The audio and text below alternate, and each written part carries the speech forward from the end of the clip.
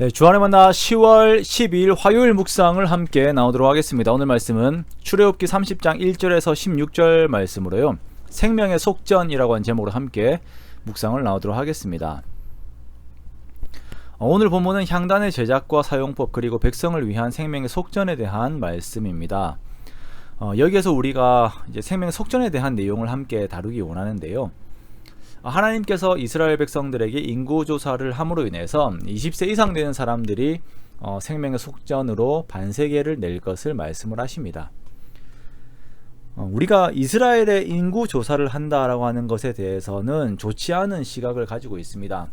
아마도 다윗이 교만하여 인구조사를 함으로 인해 하나님 앞에 재앙을 당한 것 때문에 그런 인식이 강하게 박혀있는 경우들이 있죠.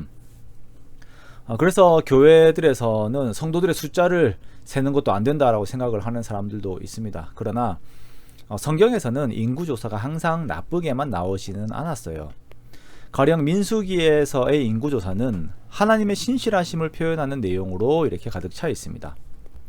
이스라엘, 즉 이제 야곱의 가족들이 애굽으로 내려올 때에는 70명이었지만 출애굽할 때에는 200만이 넘는 사람들이 애굽을 빠져나왔어요. 하나님께서 아브라함에게 내 자손이 하늘의 별과 같이 많아질 것이다 라고 약속하셨던 그 약속이 이루어진 것을 보여주는 것이 이 인구조사의 결과죠.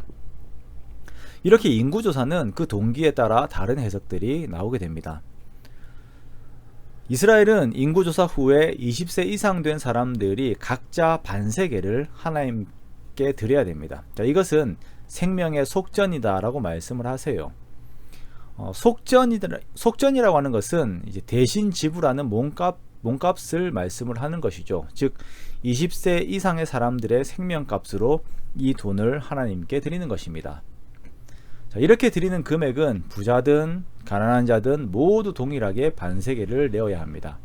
그리고 이렇게 드려진 돈은 회막의 봉사를 위해서 사용이 됩니다.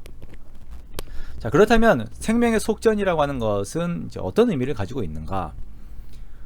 이것이 우리가 구원을 받은 것에 대한 감사의 헌물이라고 생각을 할 수 있습니다만 본래의 성격은 조금 다릅니다. 생명의 속전은 이 돈이 사용되는 곳인 회막에서 그 성격의 의미를 찾을 수가 있어요. 이 돈들은 철저하게 성막 봉사자들을 위해 사용이 되었습니다. 성막에서 일을 할 수 있는 사람들은 제사장들과 이들을 돕는 레위인들만 가능했어요.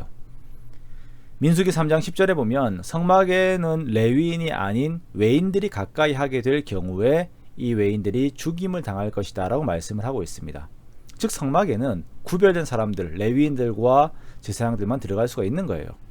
자, 그러므로 이스라엘 백성들에게 있어서 성막에서의 제사 그리고 그곳에 드려진 예배는 반드시 있어야 하는 것인데 이 이스라엘 백성들을 대신해서 섬기는 레위인들을 위한 생명의 속전을 드림으로 인해서 이 이스라엘 백성들이 간접적으로 레위인들의 제사와 예배에 참여하게 되는 것입니다. 생명의 속전은 이렇게 사용이 되었습니다. 그러므로 여기에서 중요한 것은 예배라는 것의 성격이 직접적이든 간접적이든 모두가 적극적으로 참여하는 것이라는 것입니다. 앞에서 제사를 인도하는 제사장이든 성막에 접근하지 못하는 이스라엘 백성들이든 모두가 적극적으로 능동적으로 하나님께 드리는 것이 예배예요. 20세 이상이면 어느 한 사람도 예외가 없습니다. 이것은 오늘날 우리들에게도 동일하게 적용됩니다. 예배에 있어서 이제는 제사장만 들어갈 수 있는 성소라고 하는 것은 이제 없죠. 이제는 강대상에 목사님만 올라갈 수 있다라고 하는 그런 개념도 없어요. 물론 직분에 따른 그 사역의 차이는 있습니다만 우리 모두가 다 왕같은 제사장으로서 예배에 적극적으로 나아가게 됩니다. 그러기에 우리들 중에서 예배에 참여하는 사람들은 모두 참여하는 것이죠. 어떤 한 사람이라도 방관자가 되어서는 안 됩니다. 그리고 모두가 예배를 위한 각자의 사역이 있어야 해요. 그렇게 함께 예배를 구성하여서 하나님 앞에 나아가야 합니다. 내가 예배를 위해 살 수 있는 것이 무엇인지 하나님 앞에 기도하며 함께 구하는 우리가 되기 원합니다. 그렇게 적극적으로 예배를 이루어 갑시다. 그리하여서 우리 모두가 한 마음으로 하나님 앞에 나아갈 때에 기뻐 받으시는 하나님의 마음에 또한 우리가 감사하는 저와 여러분의 복된 예배의 삶이 되시기를 주님의 이름으로 축원합니다.